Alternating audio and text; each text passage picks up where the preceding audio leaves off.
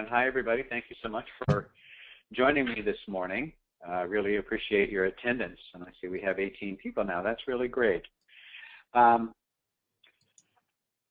Linda said, if you have any questions, please just write them down, send them in, and we'll address all of them at the end.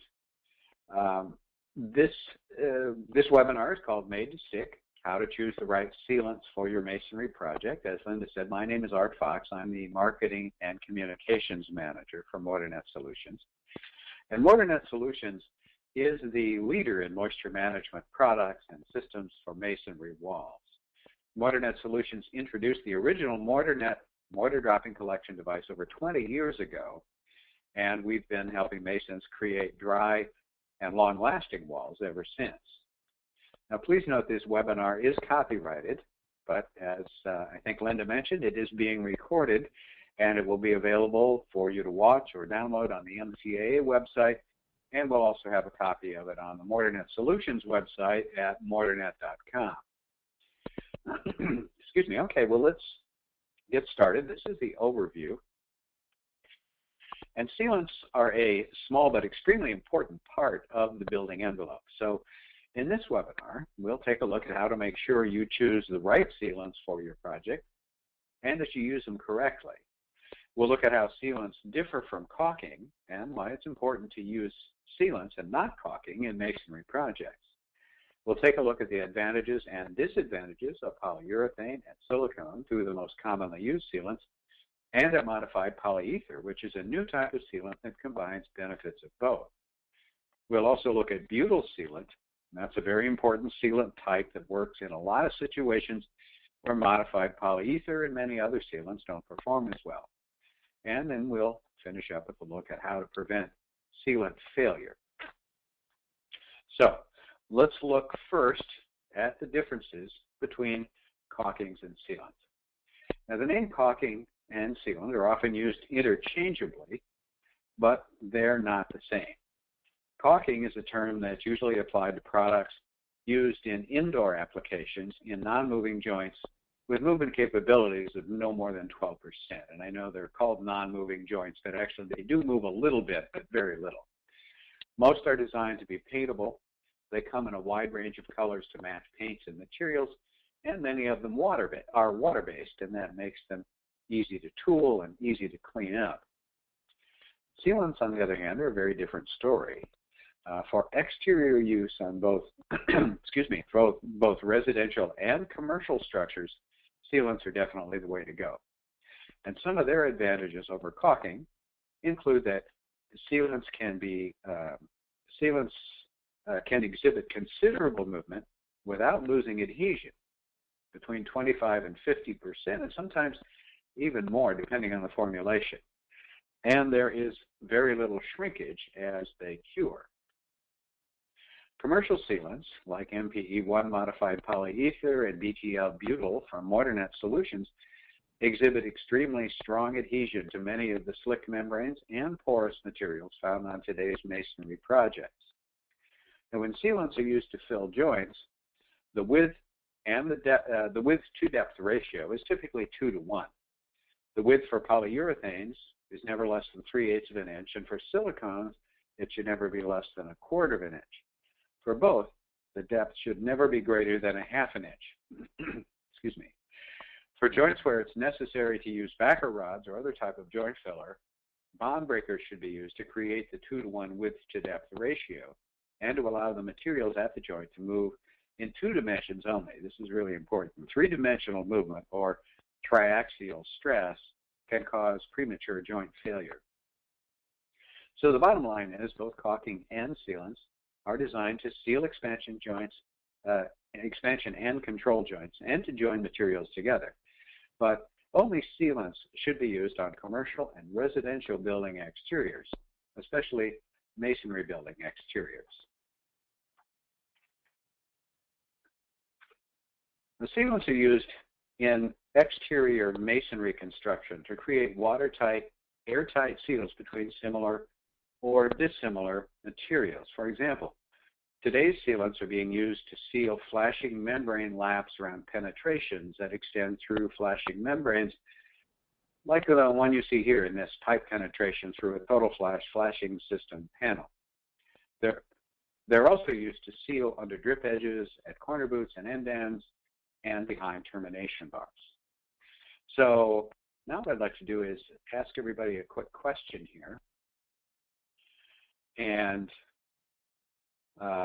you'll have about 30 seconds to answer.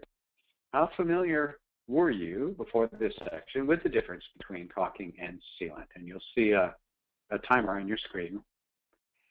So go ahead and enter your answer, either extremely familiar, somewhat familiar, or not at all familiar.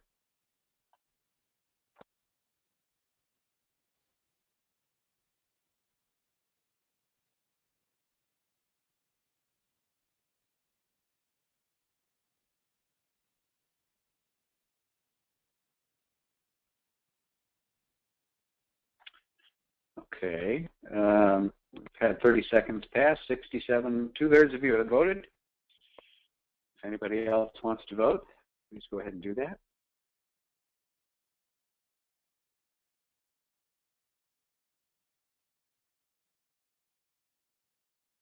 Okay, that's 45 seconds. We'll go ahead and close the poll.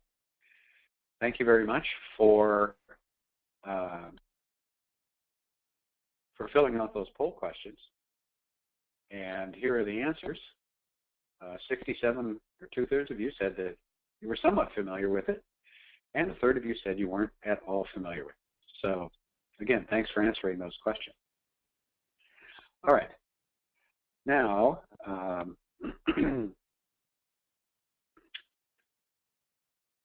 let's take a look at the advantages and disadvantages of a couple of the most commonly used sealant types, starting with silicone.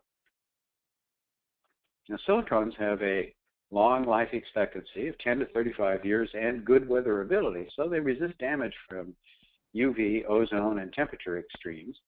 They retain their flexibility so they can move as building materials move, and they're quick curing, usually fully cured within 24 hours. However, they require moisture to catalyze the chemical curing process, so if the air is extremely dry, they may take longer. They have a soft feel when they're dry and excellent adhesive strength with the right materials. Now, there are a lot of different types, so you need to be sure to read the labels to see what each type is best, which type is best used for your application. But in spite of their advantages, silicones also have a couple of disadvantages: volatile organic compounds, or VOC emissions, and toxicity. Silicone sealants use a variety of curing agents, but almost all exhibit relatively high VOCs and toxicity. The exception is silicones using an acetone curing agent. This type is relatively new, and it has a lower odor and lower VOCs. Now, it's important to evaluate the compatibility of silicones with the type of masonry and other materials you're using. For example, silicones exhibit poor adhesion with plastics like PVC and EPDM, and silicones will typically lose their oil when applied to porous stone and concrete, and they can stain soft stone, but they are excellent with hard stones like marble and granite. Okay, well, let's do another poll question here.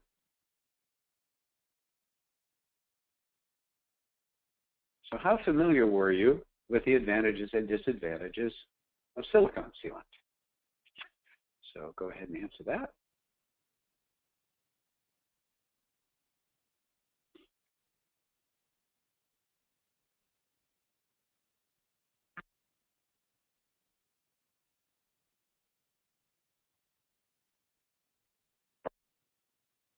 Okay, coming up on 30 seconds here.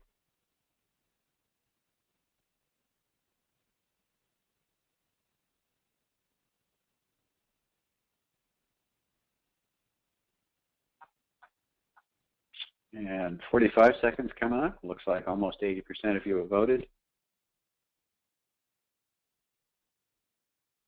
All right, so we'll go ahead and close the poll. And let's look at the results here. Looks like 7% of you are extremely familiar with silicones, 53% somewhat familiar, and 40% not at all familiar. Okay, let's move on. and talk about polyurethanes. In addition to silicone, polyurethane has been one of the best performing sealants available. And these types of sealants are paintable once they're fully cured, but that can take as long as 7 days. And they have minimal shrinkage as they cure. They're made in single and multiple component formulas, and they're compatible with most masonry types, and are non-staining. So let's do another quick poll question here about polyurethanes. How familiar were you with the advantages and disadvantages of polyurethane sealants?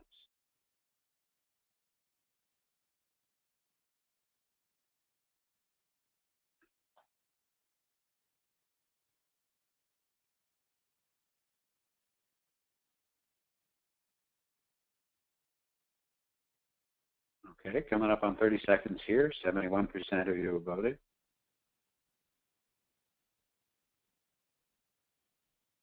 So we'll take another 10 seconds or so, ask everybody to finish their voting.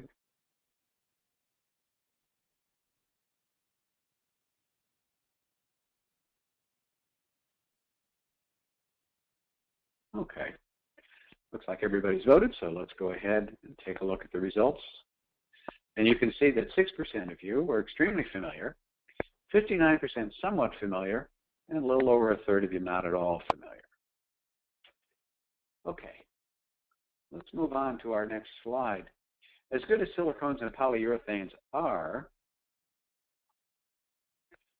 there are 2 sealants available now that can handle almost any type of masonry project, but without many of the downsides of the silicones and polyurethanes. And they are modified polyether and butyl. The modified polyether is a relatively new type of sealant, and it will adhere to almost all common masonry building materials. It has the positive characteristics of polyurethanes and silicones without their undesirable qualities. They have an increased ability to adhere to many of today's construction membranes and masonry materials, and they're an excellent choice for many expansion and control joints. However, modified polyether won't stick to roofing and flashing materials such as TPO or EPDM. So a butyl sealant is also necessary for adhering TPO and EPDM to other materials and to themselves. Butyl is intended for concealed applications only. Now, between them, these sealants are ideal for many kinds of sealant applications on masonry projects. So let's take a little bit deeper look into these 2 categories of sealants. Modified polyether sealants like MPE1 are the next generation of sealants, and they combine the best properties of silicone and polyurethane. For example, MPE1 modified polyether sealant is extremely flexible without losing adhesion to the substrate, and it exhibits excellent cohesion. Now, cohesion is how well a sealant sticks to itself, or put another way, how much it resists tearing internally. In fact, testing shows that MPE1 can be stretched 25–50% without losing cohesion. MPE1 doesn't need a primer and is a 1-part sealant, so it can be used right out of the tube. Now, because very little moisture is required to trigger rapid curing, it can be used in dry climates, plus moisture contamination doesn't cause outgassing damage like it can with some urethanes.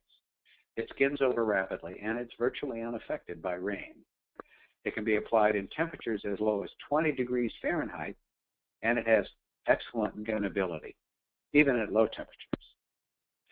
MPE1 is approved as a general-purpose sealant. It withstands stringent weathering and retains its long-term elasticity and bonding properties over time without significant changes, plus it is paintable after curing.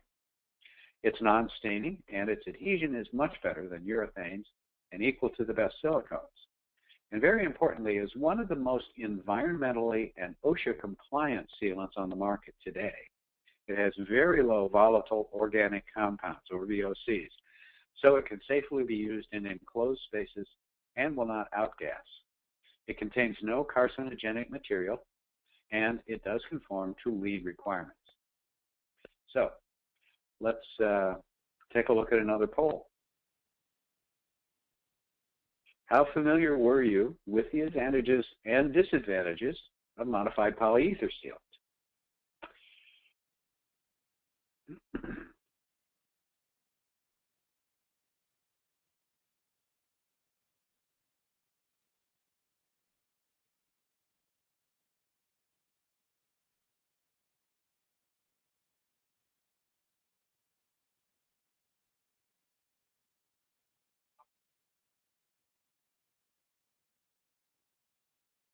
Okay, coming up on 30 seconds. Looks like about 2/3 of you have voted so far. So if you're going to vote, please go ahead and put in your answer.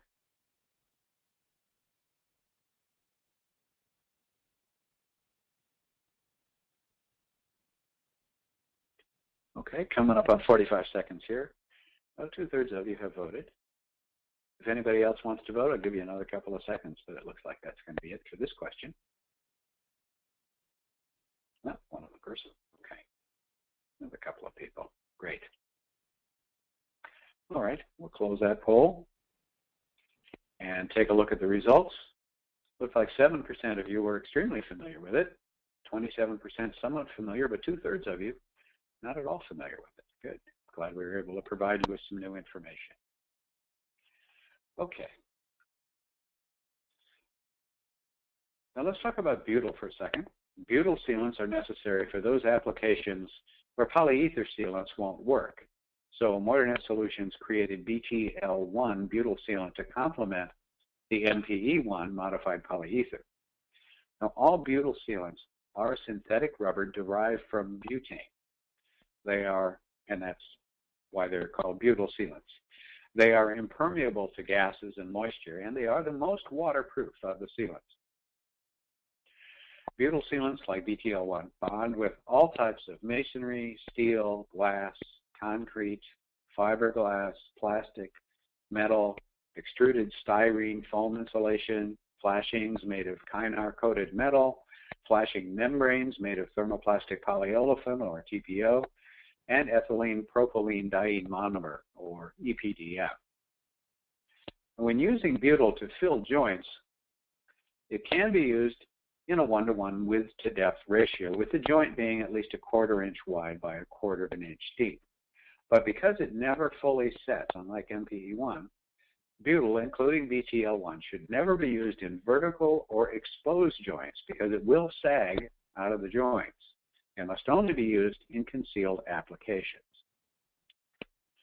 And because they're always tacky, none of the butyl sealants will smooth very well. And that's unimportant when they're used to join materials together, where they're applied in a situation where you never see the sealant. A key characteristic of butyls like BTL1 is that they're non-hardening and they're permanently flexible. And that's why they stand up extremely well in applications where there will always be movement between the joined pieces. And BTL1 is a single component butyl that is used right out of the tube. It's moisture cured, it doesn't require a primer, but it and all butyl sealants require xylene or paint thinner for cleanup rather than water. Now MPE1, you can clean that up with water. Finally, BTL1 has extremely low VOCs, and it is odor-free, so it too can be used in enclosed spaces. Okay, let's take a look at our next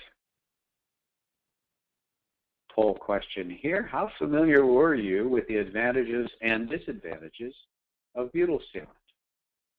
So go ahead and answer that question.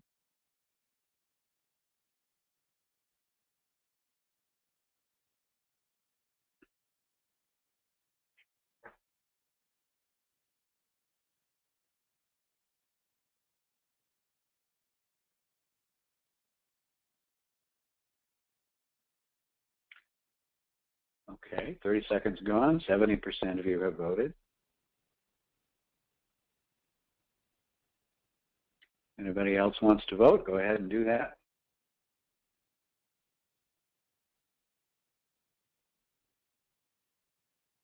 Okay, another person voted there.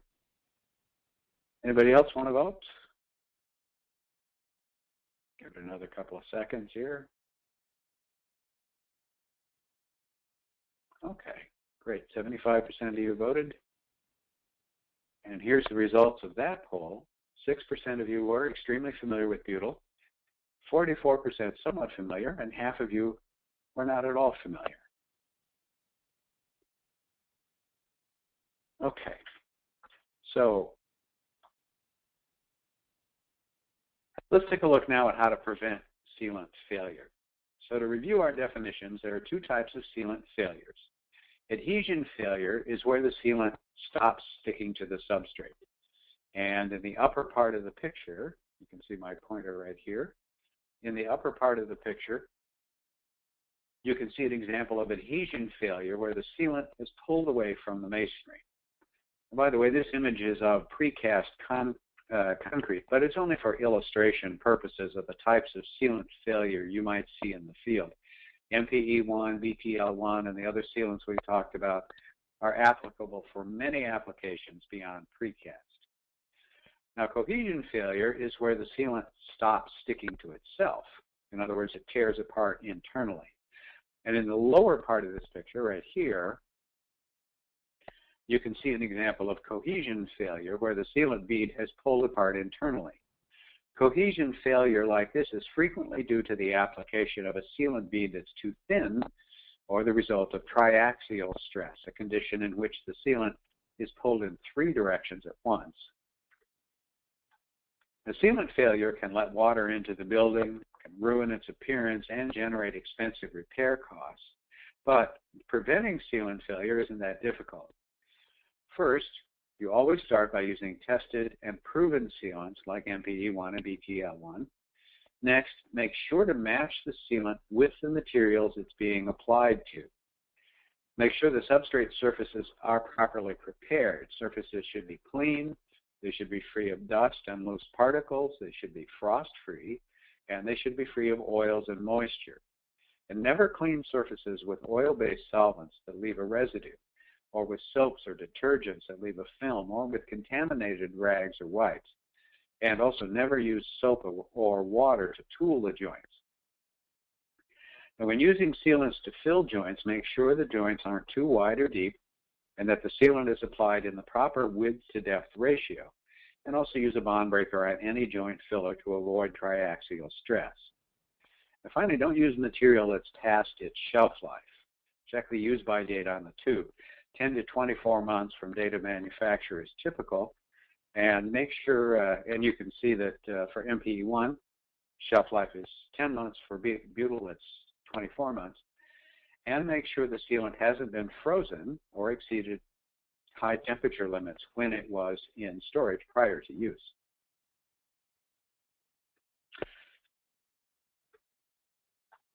Be sure to apply the sealants according to the manufacturer's directions. Now, for example, use urethane and silicone only at temperatures above 40 degrees. Now, you can use MPE1, modified polyether, down to 20 degrees Fahrenheit. Make sure moisture conditions are appropriate. Silicones can outgas, and they can even foam if they get too much moisture. MPE1 skins over very rapidly, and it's virtually unaffected by moisture, assuming the substrate is dry when it's applied. And use primer when required, and if you're using a 2-part sealant, be sure to mix it thoroughly and in the right proportions before you apply it. Finally, make sure the bead size is continuous and big enough so that there are no voids in the bead, and that helps avoid the cohesion failure. Consult your sealant and materials manufacturers for additional recommendations and product information. Stephen Facchino, who some of you may know, he's the engineering and construction manager for Mortar Net Solutions, and he's happy to answer any questions about our products and how to use them in your projects, and we'll give you his contact information at the end of the webinar. So let's look at a final poll question here. How familiar were you with the steps necessary to prevent sealant failure?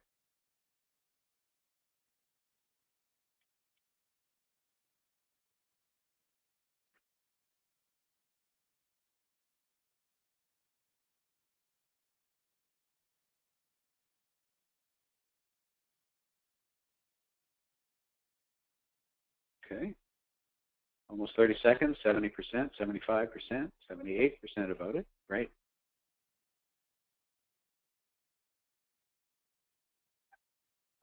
Give it another 10 or 15 seconds here. Make sure everybody gets a chance to vote on this final question.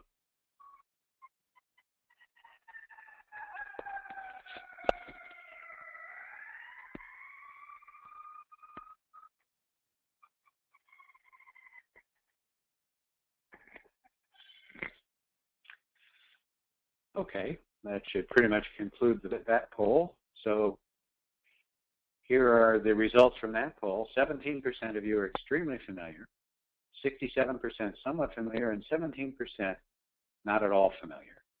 So thanks again for voting on all these polling questions. It looks like we were able to provide you with some information that was useful and actionable for you. So let's go ahead and summarize what we've been talking about. Sealants and caulking are not the same. Excuse me. Caulking is fine for indoor use, but commercial grade sealants are the only way to go for exterior applications in commercial masonry projects. Make sure the sealants you choose are compatible with your project's material. Silicones and polyurethane sealants have been the go-to sealants for a long time, but a newer type of sealant, excuse me, a newer type of sealant, modified polyether, combines the best of both types. It has excellent adhesion and cohesion.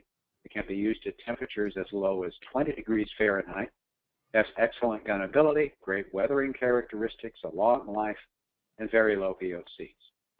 MPE-1 is a modified polyether specifically formulated for masonry construction, and is designed to bond most types of common materials used in masonry construction. For flashing membranes like TPO and EPDM, use BTL1 butyl sealant, but remember, it should never be used in vertical or exposed joints. So between these two sealants, you'll be able to meet almost all of your sealant needs for lap joint conditions, where a lap joint is when two pieces of material overlap and are sealed together. So if you'd like to look at our how-to video showing how MPE-1 is part of the installation process for total flash, one-piece end dams, and our unique 14-inch high corner boots, you can just copy down the link here or click on it when you look at it on the website, or just visit our website at mortarnet.com and go to the FAQs and support tab. My name is Art Fox. I'm the Marketing and Communications Manager with Mortar Net. If you have questions or comments about this webinar, please email me at afox@mortarnet.com, and if you would, put Sealant Webinar in the subject line. And if you have technical questions, please email Stephen Facchino, our Engineering and Construction Manager, at sfacchino@mortarnet.com. And when you visit the MortarNet website, be sure to check out our new Construction Services tab. And that is a new division of MortarNet that is dedicated to helping contractors get superior service in all aspects of construction. So, thank you for attending our Made to Stick webinar. So let's go ahead and take some questions, and I'm going to back up so you can see our contact information in case you'd like to copy that. We have some questions that we thought would be of interest to the group. The first question is, what is the best sealant for masonry brick sills? I'm sorry, The question again is, what is the best sealant for masonry brick sills? Usually MPE-1 or a similar modified polyether sealant will be what you need.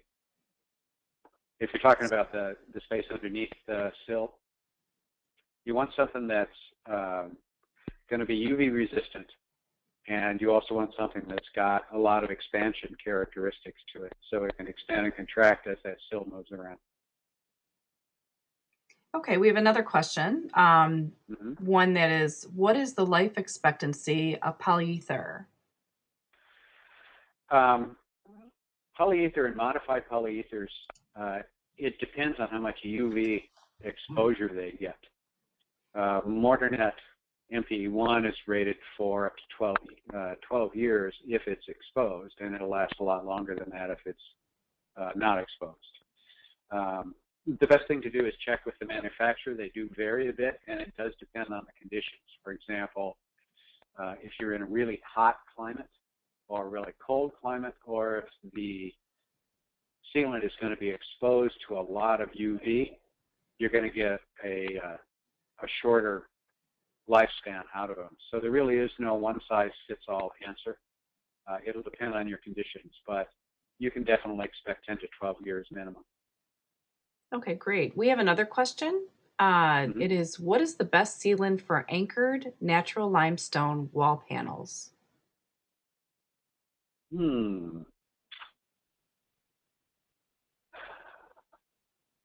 Are you talking about, well, assuming you're talking about the joints between the panels, MPE1 would be great for that, modified polyether.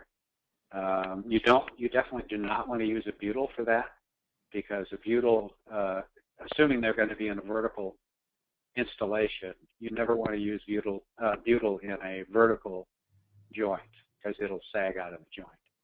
But a modified polyether and many of the polyethers on the market will do a good job with that. Okay, great. Thank you. We have another question. It said backer rods. You did not emphasize these. Is there anything important we should take away regarding backer rods? Yeah, there's a couple of things that you need to be aware of with backer rods. Sorry, we didn't have time to spend much on those, but the purpose of a backer rod is generally to fill a gap so that you can get the 2-to-1 ratio that's usually required with most 2-to-1 width to depth ratio that is usually required for sealants. And the purpose of the backer rod is to fill that gap so you can get that ratio, but it's also, you want to use one that has a bond breaker on it. One of the reasons that sealants fail is because if you're joining two pieces of material together like that toward the concrete panels we saw in the presentation, those panels are going to move quite a bit due to thermal stress and settling in the building and that kind of thing.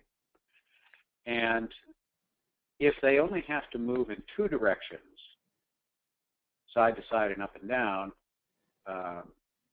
most of the modified polyethers, for example,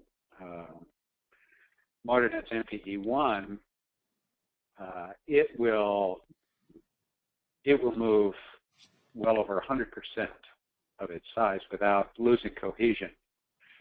But if you have a backer rod that is not a bond breaker, in other words, if the sealant sticks to the backer rod as well as the two pieces of material that it's attached to, that's when you get that cohesion failure that I mentioned. So you want to be sure to use backer rods that the sealant will not stick to. Okay, great. Thank you. We have one more question that we wanted to share with the group. How does the life expectancy of polyether compare to silicone? Silicone's a little bit longer. It depends a lot on the conditions under which they're applied. Thanks, everybody, for attending.